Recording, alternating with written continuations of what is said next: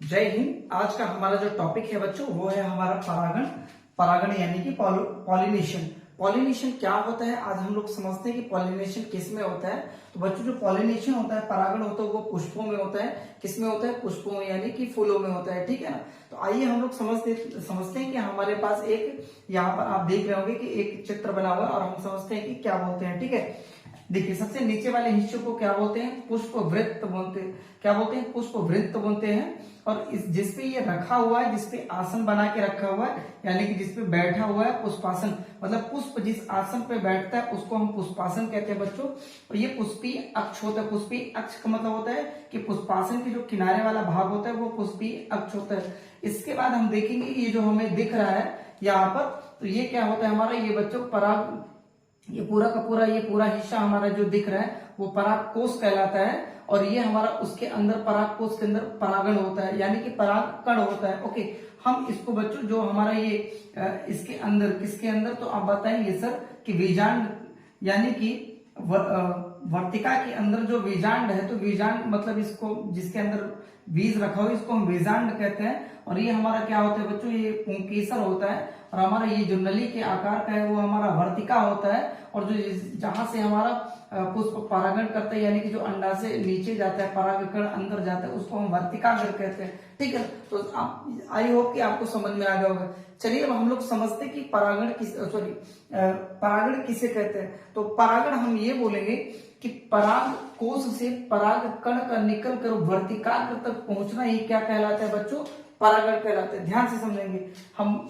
ठीक है, परागण क्या कहलाता है बच्चों?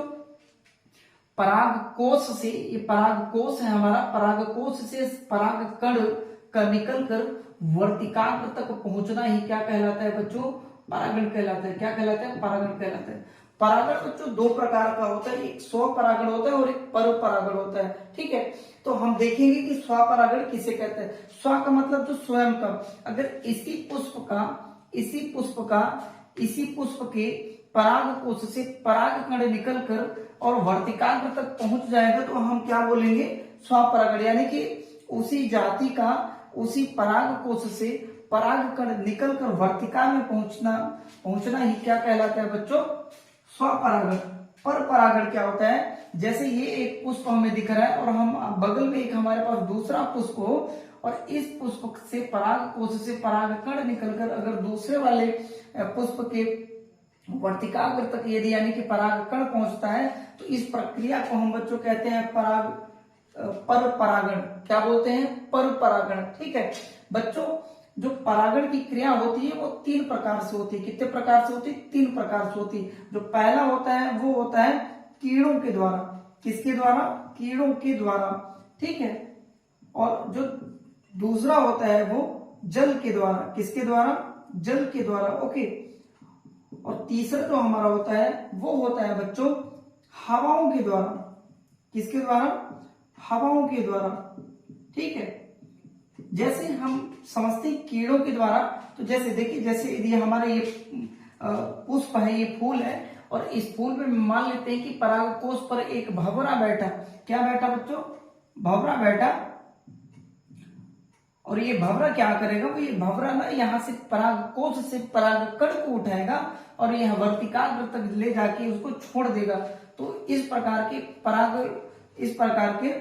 परागण को हम लोग कहते हैं स्वपरागण। ओके, तो भंवरे द्वारा, यानी कि भंवरे द्वारा। ठीक है ना। दूसरा जल द्वारा। हम मान लेते हैं कि हमारे पास एक ये पुष्प है और ये दूसरा पुष्प रखा हुआ है, तो जब यदि जल आपस में जब चलते हैं, जल आपस में बहते हैं, तो इसका कण यदि कहां पर पहुंच गया? दूसरे पुष्प भी, या तो वो स्वयं पे पड़ गया। ये जो स्वयं पे होगा तो ये होगा स्वपरागण, और जब इस वाले में होगा, दूसरे वाले में, तो क्या हो जाएगा बच्चों? क्या हो जाएगा? पर परागण। ठीक है, और दूसरा हुआ बच्चों हवाओं के द्वारा। क्या हुआ?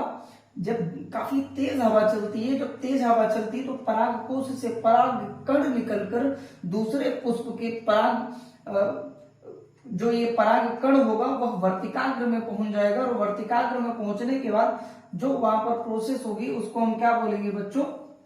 या तो पर परागण बोलेंगे या तो स्वपरागण बोलेंगे। आई होप कि आपको समझ में आ रहा है। यहां से थोड़ी सी मैं और क्रिटिकल बताता हूं कि देखिए, जब पराग कोश से पराग कण अंदर जाता है और ये वर्तिका के द्वारा जब ये बीजांड में पहुंचता है तो बीजांड में बच्चों यहाँ पर दो पहुंचते हैं, क्या पहुंचते हैं, दो कण पहुंचते हैं। तो एक जो कण होता है ये कण क्या करता है, पुष्प का निर्माण करता है, दूसरे पुष्प का निर्माण करने में सहायता करता है। और एक जो अंडा होता है ये परागकण होते हैं, तो ये जो परागकण होता है ये क्या करता है, वो एनर्जी देने का काम करता है।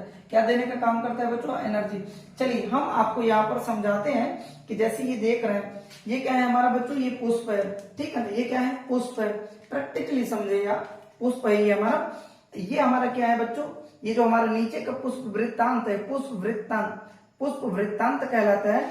और बच्चों इसको आप देख रहे होंगे, जो दूसरा हमारे पास है तो जिस पे रखा हुआ है उसको हम पुष्पासन बोलते हैं। जिसपे पुष्प रखा हुआ है बच्चों ये क्या कहलाता है, पुष्पासन। आई होप कि आपको यहां से दिख रहा होगा ये पुष्पासन है, क्या है ये हमारा पुष्पासन है। ओके, इसके बाद आप देख रहे होंगे कि जो पुष्पासन के बाद जहां पर ये एकदम रखा हुआ है, मतलब ये वाला भाग जो हरा वाला है, ये वाला जो भाग हमारा कहते हैं पुष्पीय अक्ष कहलाता है। अक्ष मतलब जहां पर हमारा आसन लगा के यहाँ पर पुष्प रखा हुआ हो, पुष्प बैठा हो। ओके, अगला है बच्चों ये जो हमारा होता है ये दल होता है, क्या होता है ये, दल। इसको हम दल बोलते हैं, ये क्या होता है बच्चों, दल होता है, ठीक है ना। अब देख रहे होंगे कि जो हमारे पास ग्रीन वाला भाग है बच्चों, ग्रीन वाले भाग को हम क्या बोलते हैं, ठीक है ना, पनकुड़ी, यानी कि अब ध्यान से समझना। अब यहाँ पर हम लोग देखेंगे, आप देख रहे होंगे, थोड़ा सा मैं आप पास में दिखाने का, ये जो छोटे छोटे दिख रहे हैं ये बच्चों ये पराग कोश है, ये क्या है, पराग कोश, ठीक है ना। तो ये पराग कोश दिख रहे हैं छोटे छोटे, पराग कोश के अंदर क्या होता है बच्चों, पराग कण होता है, क्या होता है, पराग कण।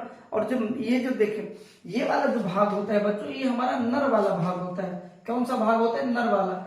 और ये वाला भाग क्या होता है, मादा वाला। तो आप देख रहे होंगे कि जो बीच में एक बड़ा सा ये दिख रहा है ये हमारा मादा का भाग है, और ये जो बाहर जो आपको दिख रहा है ये बच्चों किसका भाग है, तो आप बोलेंगे सर ये वाला भाग नर का है। तो आई होप कि आपको समझ में आया होगा कि परागण क्या होता है, स्वपरागण क्या होता है, पर परागण क्या होता है। आपको काफी अच्छे ये वीडियो काफी मदद करेगी। चलिए इसके बाद मैं ये देखता हूँ कि यदि सबसे बेहतरीन जो परागण होता है ना वो बच्चों किसमें होता है, कीड़ों में होता है। सबसे बेहतरीन जो होता है वो कीड़ों, क्योंकि कीड़े जो होते हैं ना, यानी कि हम एक एग्जांपल भंवरा ले ले, वो एक पुष्प से दूसरे पुष्प में यानी कि कई पुष्प में जाकर वो बैठता है और रस चूसता है, तो हर एक के परागकोश से परागकण निकालकर दूसरे की ओर ले जाता है। तो आज के लिए बस इतना ही, फिर मिलेंगे अगले वीडियो में अगले कॉन्सेप्ट के साथ। तो आज के लिए बस इतना ही, जय हिंद।